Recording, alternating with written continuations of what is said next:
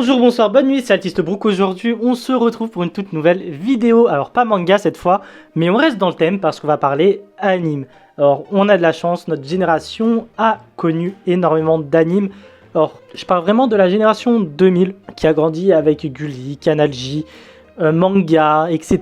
Vraiment plein de chaînes banales en soi qui ont fait énormément d'animes sans même qu'on s'en rende compte. Et je parle bien d'animes japonais. Bien sûr, il y a eu des dessins animés occidentaux, tu vois, mais on en a eu pas mal dans ces chaînes qui, a priori, n'est pas censé proposer d'animes japonais. Du coup, je me suis dit, pourquoi pas partager quelques-uns de mes animes préférés de mon enfance. Bien sûr, je vais pas vous sortir les plus connus, je vais pas vous sortir tout ce qui est One Piece, Naruto, Pokémon, etc. J'en vois pas l'utilité. Alors, il y en a des connus, malgré tout, hein, on va pas se mentir. Mais il y en a peut-être 2 ou 3 que vous ne connaissez pas, ou du moins que vous n'êtes pas une majorité à connaître. Je me dis ça peut être vachement sympa. Donc voilà, bref. En gros, on va parler de 4 animes qui m'ont marqué lors de mon enfance.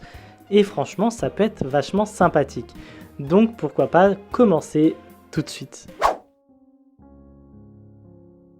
Ok, donc premier dessin animé, je vais vous pitcher vite fait le truc avec mes vagues souvenirs, enfin vagues souvenirs, pas forcément, mais en gros pendant que Max et ses amis étaient tout simplement en train d'observer une étoile filante, je crois, je suis pas trop sûr de ça, et ben il y a une météorite qui va tout simplement descendre sur Terre. Sauf que ça va intriguer Max et ses congénères et vont tout simplement voir ce qu'il y a dans cette météorite. Et ils vont s'apercevoir qu'il y a une carte avec une sorte de pierre. Alors qu'est-ce que la pierre? Qu'est-ce qu'est la carte? En tout cas, il essaye de tripoter un petit peu cette carte, un petit peu cette pierre. Et en la tripotant, la carte se transforme en un gigantesque Triceratops. Ouais, sauf que bien sûr, ça les choque. Ils font la découverte d'un Triceratops, d'un dinosaure, cette espèce animale qui est en train de disparaître. Dieu merci, ils arrivent à le remettre sous forme de carte et c'est comme ça qu'ils vont connaître l'existence de ces cartes et aussi de la menace que représentent les dinosaures. Mais pas seulement les dinosaures, parce que il y a quelque chose d'autre qui se trame. Bref, en gros, c'est l'histoire de Dinosaur King. Et ouais, il y a des dinosaures. Tu t'en doutes bien que c'est une des raisons principales qui fait que j'ai aimé ce dessin animé. Parce qu'encore aujourd'hui, j'adore les dinosaures. C'est un truc de ouf. Vraiment, je kiffe ça, les dinosaures. Et Dinosaur King, ça apporte plein de choses parce que du coup, on a toutes les valeurs classiques qu'on va apporter à un dessin animé pour gamins. Donc, le partage, l'entraide entre amis, la protection animale aussi, parce que on va parler de comment traiter un animal par rapport aux dinosaures, parce que ces dinosaures-là, certes, ils ont leur forme badass, etc., mais ils ont aussi une sorte de forme chibi, dans laquelle ils vont entretenir cet animal, donc ce dinosaure-là, au quotidien. Enfin, il y a plein de trucs que j'aime dans cet animé, en fait, et encore une fois, on va voir plusieurs espèces de dinosaures, les plus connus, comme le Triceratops, le T-Rex, le Tyrannosaure Rex, le Spinosaure, le Ptérodactyle, enfin bref, plein de trucs sur les dinosaures de manière générale, leurs anciens lieux de vie, parce qu'on va aussi plus ou moins les ramener là où est-ce qu'ils ont vécu à l'ancienne sur Terre. Et vraiment, je dis bien plus ou moins parce que c'est plus le même habitat, tu vois. Mais si c'est plus le même habitat, ils vont essayer de se rapprocher de l'habitat. Enfin bref, on va en apprendre énormément et c'est juste génial. Puis bien sûr, qui dit dinosaure dit forcément combat de dinosaures, on va pas se mentir. Ça a beaucoup aidé pour que j'apprécie cet animé. T'es gamin, tu vois des dinosaures se battre, t'es content, en vrai, il y a aussi ça qui a joué. Et je suis désolé, mais regardez la bouille de Champ. Juste, allez voir Champ. Regardez sa petite bouille là quand il est en mode chibi. Non, mais en vrai, franchement, si aujourd'hui on me dit, frérot, tu peux avoir une peluche de Champ, take my money. Take my money. Prends mon flouze, prends ma thune, je veux cette peluche. Non, mais gros. Mais gros. Bref, je vais arrêter de faire mon petit fanboy parce que vraiment Dinosaur King, c'est un anime qui m'a énormément marqué et demandé à mes parents. Les dinosaures, j'adore ça. Petite anecdote, mes parents pourront confirmer ça. Quand j'étais gosse et du coup on partait en bateau, bled, du coup en Algérie, j'amenais mes dinosaures. Mais j'amenais pas un ou deux dinosaures comme les gens normaux, tu vois. J'avais un bac entier de dinosaures, mais vraiment un bac entier, que j'ai tout foutu dans un sac poubelle, énorme. J'ai mis dans le coffre de la voiture et je les ai pris comme ça au bled. Voilà. Parce que vous savez, hein, il y en a qui savent, hein, en été, les voyages en bateau pour aller au bled. Incroyable. Bref, c'est des bons souvenirs, c'est des très bons souvenirs. Et du coup, voilà. Malheureusement, ma maman a donné pas mal de mes dinosaures. Mais il y en a dans ma Mangatech que vous verrez très bientôt. J'ai fini avec Dinosaur King. Là, je dévie un peu du sujet de la vidéo. Mais du coup, c'est peut-être le moment de parler du deuxième animé. Bon, littéralement pour Digimon, je te laisse aller voir ma vidéo dessus où je te parle de l'œuvre, du synopsis, de toutes les timelines. En plus de ça, vraiment une vidéo complète sur Digimon. Mais je vous ai jamais trop parlé de Digimon et de ma passion pour cet animé. Parce que oui, j'ai surtout connu Digimon en anime. Et notamment avec son fameux générique, hein, le plus connu. Digimon, petit monstre, tu es le champion. Bref, je ne sais pas chanter, mais tout ça pour vous dire que j'adore Digimon. Alors, certains vont dire que c'est un Pokémon-like. Alors, pas du tout.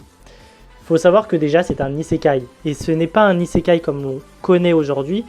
Parce que il y a deux branches plus ou moins d'isekai. Et là, c'est vraiment un isekai old school. Un isekai où tu vas dans un autre monde, mais malgré tout, tu as un retour dans ton monde qui est possible. L'anime, l'isekai le plus récent là-dessus, c'est plus Shangri-La Frontière par exemple. SAO également, mais voilà. Et comment vous dire qu'on a un petit peu ce truc avec des petits monstres différents de Pokémon. Alors oui, c'est un dessin animé pour enfants, donc logiquement, les messages véhiculés sont les mêmes. Une autre façon de voir les choses, avec une autre façon de combattre, de faire évoluer les Digimon, enfin les petites créatures, une autre façon de les avoir entre guillemets, parce que là on ne les capture pas pour en faire une équipe, mais globalement ce sont des Digimon qui te sont prédestinés, qui sont déjà choisis avant même leur naissance. Enfin voilà, il y a plein de petits trucs comme ça et tout qui sont apportés de manière différente à Pokémon. Et c'est juste génial. Sachant que les objectifs sont pas les mêmes aussi. Bon, on connaît l'objectif de Sacha, etc. Mais Digimon, on est dans un délire de sauver le monde. Là où Pokémon, on est dans un délire de je veux être le meilleur. Donc déjà, ça aussi, ça permet d'avoir une autre vision. Mais bref, si vous aimez Pokémon, allez au moins essayer la première saison, donc Digimon Adventure, pour vous faire une idée et pour vraiment faire un comparatif entre les deux. En tout cas, vous aurez forcément un que vous allez préférer à l'autre. Mais au moins, vous aurez essayé les deux. Et vraiment, je suis désolé pour ceux qui ne connaissent pas Digimon, mais c'est vraiment incroyable. Parce que ouais, il faut se dire que les générations, là, les 2010, la génération Alpha, ne connaissent pas Digimon. Enfin, s'ils n'ont pas de grands frères ou de parents qui leur ont montré Digimon, ils ne connaissent pas Digimon. C'est un anime totalement oublié. Et ça, c'est dommage. Bon, il y a 2-3 jeux vidéo qui sortent par-ci par-là, mais globalement, rien, ou nada, niet. Et encore une fois, je trouve ça vachement dommage. Ok, bon, ça aussi, je vais aller vous demander d'aller voir une autre vidéo. C'est tout simplement la théorie sur le prochain jeu Inazuma Eleven. Parce que oui, certes, la bêta va arriver très rapidement, mais elle n'est toujours pas accessible et on n'a toujours pas le scénario du jeu. Et bien sûr, j'en ai fait une petite théorie. Donc tu l'auras compris, on va parler d'Inazuma Eleven. Bon, je crois que j'ai pas parlé du synopsis d'Inazuma Eleven, donc on va le rappeler très rapidement. L'équipe de Raymond n'était composée que de 7 joueurs, dont son capitaine Marc, sauf qu'un jour ils vont apprendre que l'équipe de Raymond était menacée de fermer. Le club de foot en tout cas. Le seul moyen de pouvoir réussir, c'est de vaincre la meilleure équipe depuis 40 ans de football. Et ça, c'est tout simplement la Royal Academy. Marc va devoir recruter de nouveaux joueurs, dont Axel Blaise, qu'il espère recruter parce que c'est un joueur de génie. Mais va-t-il réussir à le recruter et surtout, va-t-il réussir à vaincre la Royal Academy? Ça, je te laisse aller voir l'anime pour le savoir. Inazuma Eleven, c'est un souvenir qui va plus loin que juste un anime. Parce que littéralement, on s'amusait à reproduire les super techniques dans un stade de foot, hein, que tu sors avec ton frère ou que tu sors avec tes potes, etc. Dans la cour de récréation, on a essayé de les faire, hein, la tornade de feu, la main céleste et tout, et on s'y croyait. On y croyait de ouf. En plus de ça, il y a eu les jeux vidéo. J'en ai passé des centaines d'heures dessus. Malheureusement, dont l'une d'elles qui a été supprimée par mon frère jumeau. Je l'ai encore là, hein. Vraiment, je l'ai encore là. C'est d'ailleurs pour ça que je ne prête plus mes jeux à mes frères. Hein. Malheureusement, désolé Walid. Hein. Mais à cause de ça, vous ne toucherez plus à mes jeux. Non mais les gars, j'avais quoi, une centaine d'heures de jeu sur Inazuma Eleven 2, je crois, Tempête de Feu, si je dis pas de bêtises. Je vais avoir entre 100 et 150 heures de jeu, parti en fumée, en un claquement de doigts. En une sauvegarde, tout est parti, hein, ok. Donc j'ai encore le seum. Mais en vrai, Inazuma Eleven, c'est un anime qui est cool, c'est un anime de foot en plus de ça. Le sport, genre, le plus apprécié du monde, tu vois. Donc, ça peut forcément plaire à un maximum de monde, avec un peu de fiction, des super techniques, etc. Et ça, franchement, c'est vraiment cool. Puis on voit l'évolution des joueurs, on voit aussi l'évolution de l'univers. Parce qu'au final, on a tout un multivers, en fait, littéralement, qui est arrivé, notamment avec Inazuma Eleven Ares et Inazuma Eleven Orion qui sont arrivés récemment. On met en jeu le côté compétitif aussi, parce que bah, c'est du sport, qui dit sport dit compétition. Donc tous les gens compétitifs vont se sentir un maximum impliqués également. Et ouais, franchement, ça a matrixé toute une génération, ça m'a matrixé également. Franchement, c'est juste génial, je vous conseille vraiment au moins de checker la première saison. Parce qu'il y en a encore hein, de ma génération qui n'ont pas regardé Inazuma Eleven, alors c'est rare, mais il y en a. Et ceux qui ont découvert récemment en live Inazuma Eleven ont accroché. Donc ce n'est pas rien, tu vois. Je ne vais pas vous le maxer non plus parce que bah, ceux qui veulent commencer... Allez commencer. On a en plus 3 sagas entre guillemets. Déjà la saga principale avec Mark. Ensuite, quelques années plus tard avec Arion Sherwin, tu vois. Donc déjà deuxième saga qui se passe un peu plus dans le futur avec un Mark plus adulte. Et la troisième saga qui lui se passe dans un autre multivers littéralement. Donc ça permet d'avoir 3 versions différentes d'Inazuma Eleven. 3 points de vue différents. Même si, on va pas se mentir, l'amour du football des 3 protagonistes est la même et que la naïveté du protagoniste est la même. Mais ça, j'ai envie de vous dire, c'est comme beaucoup de protagonistes qui ont les mêmes codes. Et puis si vous pouvez jouer aux jeux vidéo, allez-y. Le prochain arrive très très vite. Ça a été annoncé pour 2024 avec la bêta qui arrive pour mars 2024. Donc c'est ce mois-ci. On n'a juste pas de date exacte, mais c'est pour ce mois-ci. Et en plus de ça, si vous avez une PS5 ou une Switch, bah vous pouvez y jouer, hein, parce que c'est je crois les 2 consoles sur lesquelles ça sera disponible. PC j'ai un doute, et Microsoft, donc Xbox je sais que c'est mort je crois. Bref, il nous reste un anime, hein, je le vois là, il en reste un, et ça aussi c'est une réelle pépite. Une nouvelle saga, et pour le coup là je vous en ai jamais parlé, directement en tout cas sur YouTube. Mais c'est tout simplement la saga Beyblade. Alors on va se concentrer sur la saga Metal, parce que oui j'ai découvert un petit peu ce qu'il y a eu avant, via un DVD etc. Mais je m'y connais pas de ouf. Et Beyblade Burst, j'ai très rapidement laissé tomber. Voilà, j'ai essayé. Faudrait que je réessaye, parce que j'étais quand même assez jeune quand j'ai essayé, bah ça venait de sortir Beyblade Burst. Je vais essayer de m'y remettre, puis il y a eu Shogun Steel entre temps, enfin bref voilà. Mais la saga Metal avec Metal Fusion, Metal Master et Metal Fury, ça a été pour moi le prime total de Beyblade. C'est pareil. Ça pour le coup, matrixion complet, ça ne veut rien dire mais j'étais complètement matrixé, l'anime était génial. On a clairement les valeurs du Neketsu, ça reste un Kodomo, mais il a les valeurs du Neketsu. Donc là-dessus, beaucoup de gens peuvent kiffer. En plus de ça, on a des toupies, donc ce qui veut dire qu'en termes de marketing, ça marche. En termes de marketing, ça marche de ouf. Donc, ça aussi, ça a contribué. Hein. Moi, je m'en souviens, j'achetais des toupies Beyblade, mais j'en achetais pas une ou deux. J'en achetais régulièrement. Alors, ça coûtait son prix, mais j'en achetais régulièrement. On jouait à l'école. Alors, il y a eu 2 phases. Il y a eu la première phase où ça a été plus ou moins autorisé, etc. Et on s'amusait à jouer dans les lavabos, hein, les toilettes. C'est pas les lavabos comme on a chez nous ou quoi, c'était vraiment des lavabos en rectangle qui font un peu douche. Enfin, c'est une douche, ouais, c'est une baignoire en fait qui fait un petit peu lavabo. Bon, c'était pas aussi bas qu'une baignoire, mais tu m'as compris. Et donc on jouait dedans. Bon, après ils ont vu qu'on déconnait un peu trop, du coup ils ont interdit les toupies, mais on les ramenait un petit peu sans autorisation. Désolé maman. Il y avait rien de fou, c'était juste des gens qui jouaient aux toupies, ils en ont fait un sport national et tout le monde pouvait faire ça. Alors oui, il n'y avait pas tous les esprits des toupies, etc. Mais globalement, se sentir à la place de Jinga, à la place de Kenta, à la place de Ryuga, à la place de Kiyoya, à la place de Tsubasa, etc.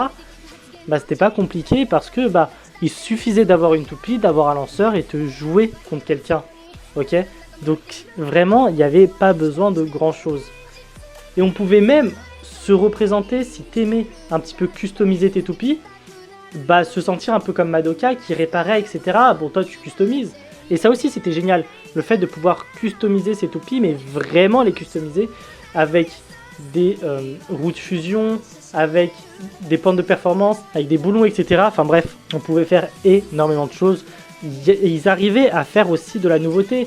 Il y a eu du coup Eldrago qui avait un sens contre-horaire, anti-horaire, parce que oui, les toupies tournaient en sens horaire, mais pas Eldrago, donc ils tournaient vers la gauche, de gauche à droite, tandis que les autres étaient de droite à gauche.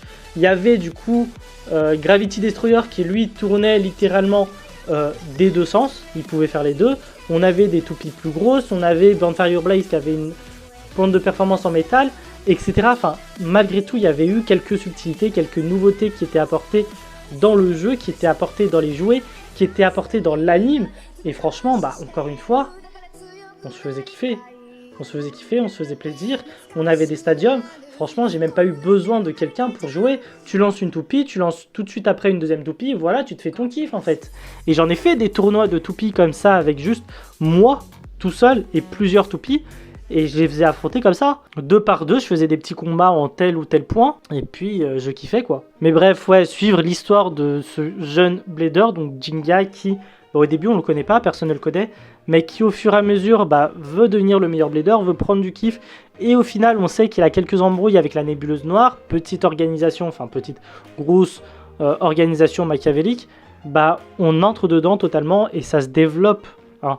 Ça se développe de manière international avec Beyblade Master et le tournoi international, puis après un peu plus ça va dans un plus gros truc parce qu'on voit qu'il y a un truc stellaire entre guillemets avec des bladers qui sont choisis, des bladers qui sont destinés, toute une légende autour des toupies, etc. C'était juste trop bien, je vous le conseille également. Tous les animes que je vous ai cités là, c'est des animes que j'ai kiffé moi-même, que je peux me remater de temps en temps. En plus le ramadan va arriver, hein. Donc, il y a des dessins animés que j'aime bien me refaire. L'année dernière, je crois que je me suis refait Dinosaur King. Il y a 2 ans, je me suis refait Pichi Pichi Pitch. Donc voilà, des fois, j'aime bien me refaire des animes pendant le ramadan. Et je sais pas lequel je vais prendre cette année. Peut-être encore une fois Dinosaur King, ça me tâte un peu. Bref, je verrai. Mais voilà. Allez kiffer avec Beyblade. Allez kiffer. Bon, c'est ainsi que se termine cette vidéo. Voilà, on a fait le tour, enfin le tour. Bien sûr, j'ai regardé d'autres dessins animés, d'autres animés. Donc, j'en ai pris que 4 seulement. Voilà, 4 que j'aime beaucoup. C'est pas très grave. C'est pas très grave, mais en tout cas, on a pu faire un peu le tour de certains que j'aime beaucoup. Encore une fois, voilà, c'est des animes que je re-regarde de temps en temps. Hein. Il y en a d'autres, bien sûr. Notamment, là, la période de Ramadan arrive. Donc, il faut bien faire un peu passer le temps. Donc sûrement que je regarderai un épisode par jour d'un petit Digimon ou d'un petit Beyblade ou d'un petit Inazuma Eleven, j'en sais rien de ce que je vais faire, hein. C'est juste tu vois histoire de faire un peu passer le temps. En tout cas, comme d'habitude, n'hésite pas à t'abonner pour rejoindre la Vongola Family et à activer la cloche de notification pour être au courant de toutes les nouveautés vidéo qui arrivent.